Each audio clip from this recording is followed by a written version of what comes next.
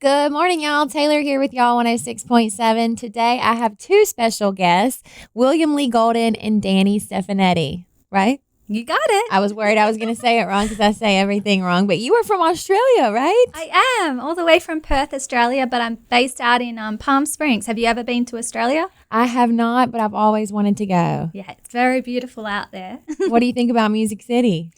I've been coming here since I was 18 years old to Nashville, and I've definitely noticed there's a lot more traffic now and a lot more construction.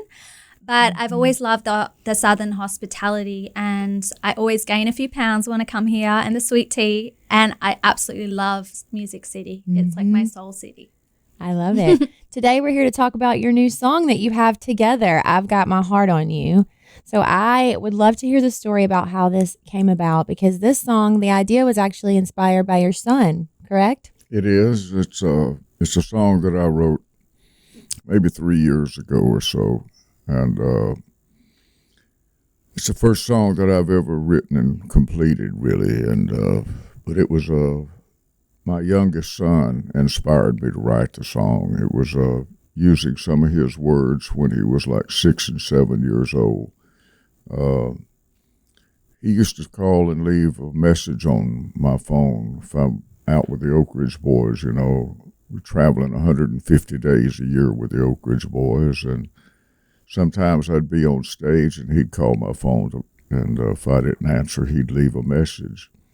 Hey, Dad, this is Solomon. I got my heart on you. And that would be his message he would leave. And so it was to me, I felt it was a sweet way of him expressing his love. And it was a unique way to me. And we would use that back to him, his mother and I would sometimes, you know, because that was kind of his saying, I got my heart on you. And anyhow, it was, I used that, and then talking about I was lonely and missing him one weekend, home alone, and I just felt like I wanted to write something for him rather than just have a letter. I was feeling things in my heart that I wanted to get out and to put it and make a song out of something I could send to him that he would understand. All the things that we had done together when he was young, growing up, you know, because he's 23 now and he's in Austin in college out there. He's in medical school. He's a emergency EMT, emergency medical technician, and he's studying to be a practitioner, doctor practitioner, and in the field. And anyhow, it was at the time he was a senior, I think, in high school, and I was feeling melancholy about him being gone and about time slipping away and me not getting to spend time that I would like to with him. And I just wanted to put my heart on the line to let him know how important his life had been to me as well. And so I used his words, and I put this song together, but I didn't have music.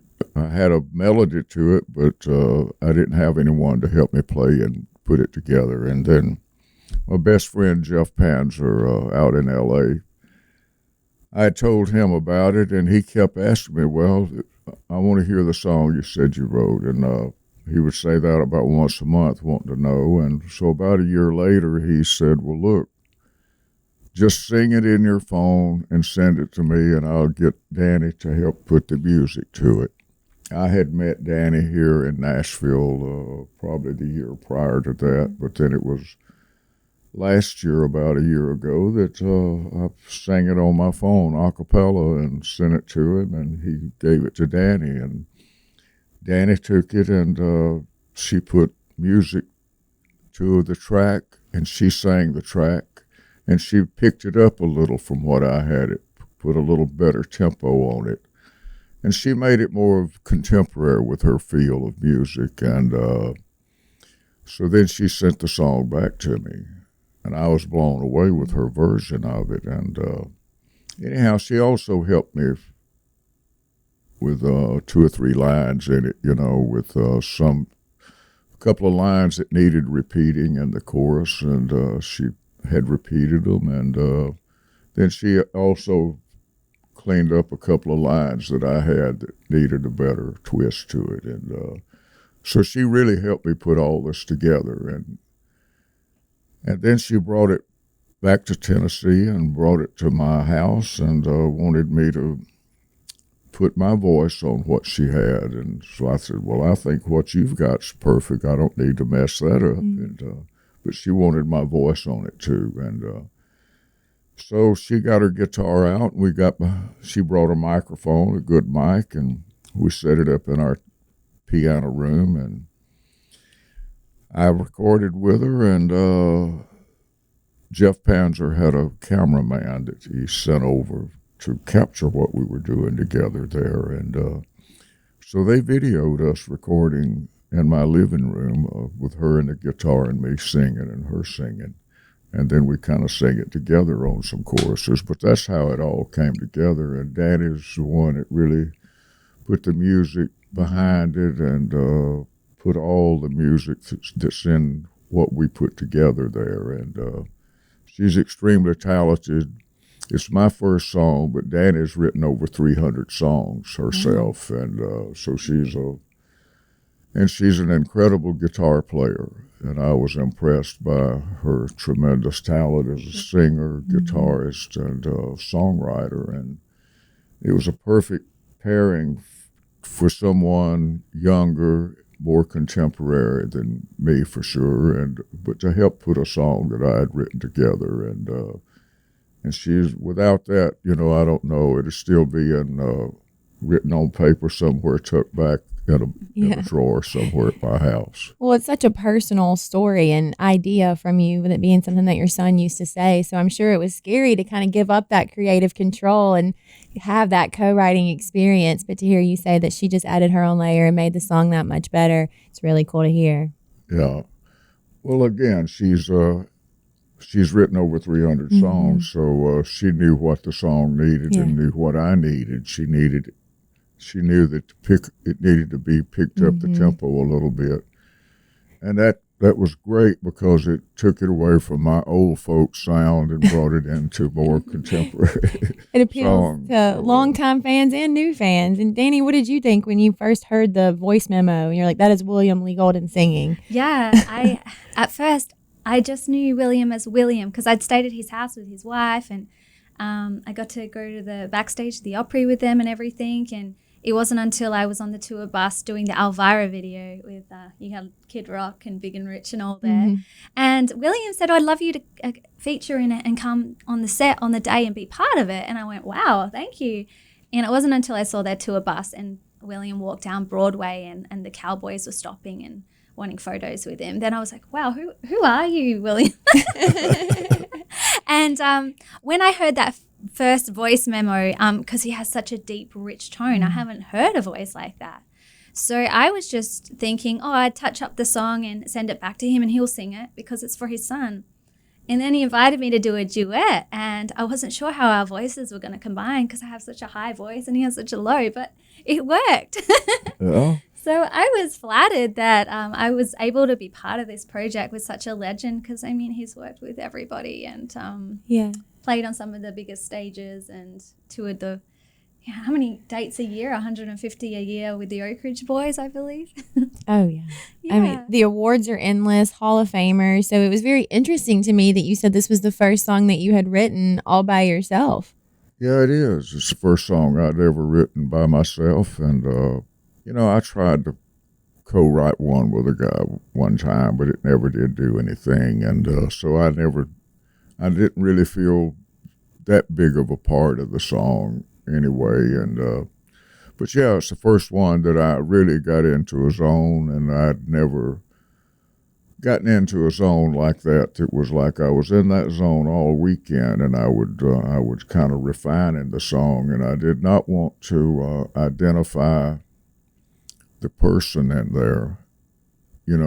I wanted the song to be to where anyone could sing it if they felt love for someone and was missing them. And so that's kind of what it was intentional that I did not identify my son, but it was certainly the things that, using the words that he said and the places that we had been. We traveled. Oak Ridge Boys would take 2 breaks every year, one in the summer and one after Christmas, after New Year's. We'd take 2 or 3 weeks off. And I would take my youngest son and his mother, my wife at the time, and we would go to Europe, spend maybe a week or 2 over there. And in the winter, we would go down to the Virgin Islands, to St. John in the U.S. Virgin Islands, and get a home there on St. John and spend about a week or 10 days there. And so I was wanting to share a broader vision of the world with my young son, Solomon, and so I wanted to travel with him when he was young and to show him places, and his mother, and places she had never been either. So that was what we did together, and it was kind of putting all that together in the song for him, is how it all come together, really. And then without Danny's help, he would still be in under some other papers in a drawer. Yeah, and a voice memo on your phone. And what has your son's reaction been to the song? Well, he's heard it, but I don't know. It's I guess after we release it here this week, it might mean a little more to him. I'm not sure, but he's 23 now, and I wrote this when he was like in high school. He's in college now. He's studying medicine. He's an EMT, emergency medical technician, and he's studying to be a practitioner, doctor in the field. And anyhow, he has an interest in that. He's also grew up playing violin when he was real young. So he has musical background, but his interest has evolved into medicine, and wanting to be a doctor or a practitioner. Do you have a family band? I do have a family band. Tell me about that. My sons. It was during the pandemic that we got the family back together. I was home. We were all sent home, entertainers, and we were told we were unessential to go home. Lock your doors, put on 2 masks, and if anybody knocks on your door, crawl under the bed. So about 2 or 3 weeks of watching everybody hating everybody on television, I had to turn all that crap off, and I called the family over. We got to around the piano and brought the instruments out. We started singing old songs that I grew up singing. My mother and my sister had taught me as a child. We wound up recording 34 songs with my family. We did I took them back to where my mother taught me these old gospel songs we'd sing. When I was 6, 7 years old, they taught me how to play guitar and sing harmony. And my sister and I, she played mandolin, and we had a duo for a while, playing and singing. We'd get to sing on Granddaddy's radio show and every little church in South Alabama, Northwest Florida, and little schoolhouses. We'd play as kids, my sister and I, and later our little brother joined us. Then it was high school when I sang in my first quartet, but with the FFA quartet, Future Farmers of America. And each school had a chapter, and we'd compete with other schools for singing, or if you played a band, you'd have bands competing with other bands in school, like musical bands, not like horn sections. But anyhow, that's where I grew up, and it's. But I took my family back to that time, and we all started singing songs that were essential to us and inspiring us to want to sing and play music. And my kids sang songs, and I'd harmonize with them, but we would harmonize with each other in all these songs. And we would harmonize on songs that the original writers and the original people that had the hit records didn't have harmonies on them, but I felt like that those songs deserve harmony because they were sing-along type choruses. And we did that with our family. And now when the Oak Ridge Boys are not out touring, I come home, get on a different bus, and go out and sing songs with my family. That's so much fun and so special to get to share that with your children. And my kids and grandkids. My grandson is at Brown University, and he's an incredible singer, Elijah. And then his sister Elizabeth, she plays violin, and she sings. And again, they're just extremely talented. And but they do, mainly in the summers, they travel with us. Elizabeth's play, and also she does plays and that type of stuff, theater type stuff. So she's doing one of those this month. And but yeah, my grandson flies in on weekends occasionally when we're out with the family. Yeah.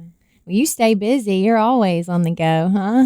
How about you, Danni? Are you traveling all the time and playing shows back and forth between here and home? I mainly, I haven't been back to Australia in a long time, but I perform a lot out in Palm Springs and through California. I do a lot of shows out there, and I'm looking forward to this coming season as it's not as hot in the desert. We just got to like some 118. I don't know what that converts to, because our hottest in Australia is like 44, 45. So that conversion is still weird to me, but it got bloody hot. That's all I'm going to say. Bloody hot. I love that. Yeah. Who would you say that you grew up listening to? I've heard a lot about your guitar playing, that you can play anything from Sheryl Crow to the Rolling Stones to the Eagles. So I would love to hear who you grew up listening to.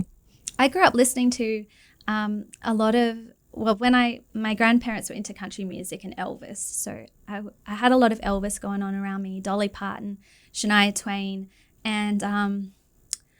and then when I started finding my dad's old rock and roll and blues records, that's when I found the Eagles and the original Fleetwood Mac and Led Zeppelin. But it wasn't until I found the Double Trouble record of Stevie Ray Vaughan, and I burnt that tape out. I mean, I was trying to play like him to a point where that I don't think that VH1 works anymore, that videotape.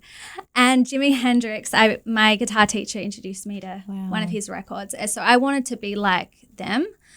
So that I started country, and my guitar was, like up there on me. And then I wanted to be a rock chick. And then I went back to country and I blended it, And it's cool because multi-genre has, Nashville is a different place now. There's so many genres in Americana music, and even the fact, like, what I loved about the Oak Ridge Boys when I found out more, started listening to their music, is the fact that they started, country and gospel, but then they weaved in that rock into their style, and I really love that about their band. So yeah, that's where I come from.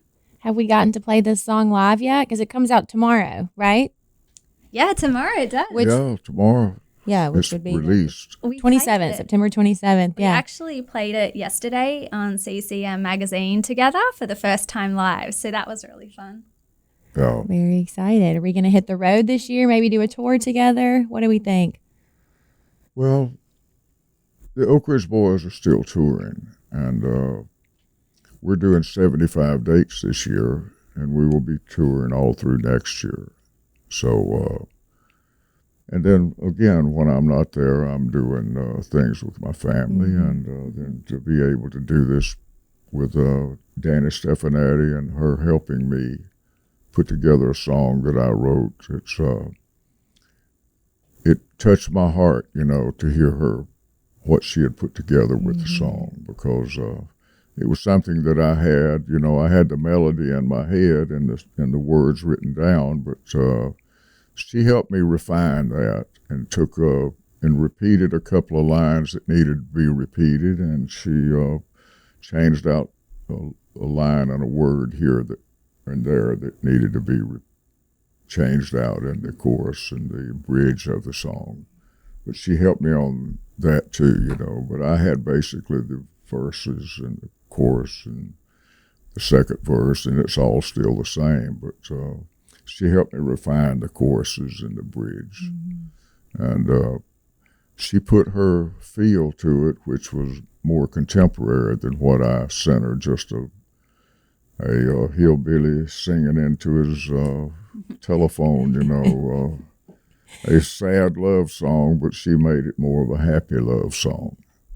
Well, I can't wait to see the life that this song is going to have because I know it's just going to be around for a really long time and speak to so many people. I have a very important question for you, William. How do we get that beard looking so just shiny and thick and gorgeous? Well, it's a drip dry beard. Mm-hmm. You shampoo it, wash it out, and let it drip dry. A little bit of argan oil or something like that. But I actually I lost my razor back in 1980, and I still hadn't looking found for it. Awesome, y'all. Well, thank you so much for hanging out with us at Y'all 106.7. Is there anything we didn't touch on that you maybe want our listeners to know about you? Thank you, Taylor, for having us. Yeah. Stay up to date on your website. Are you on Instagram? Do you want to go first? Or? Go ahead.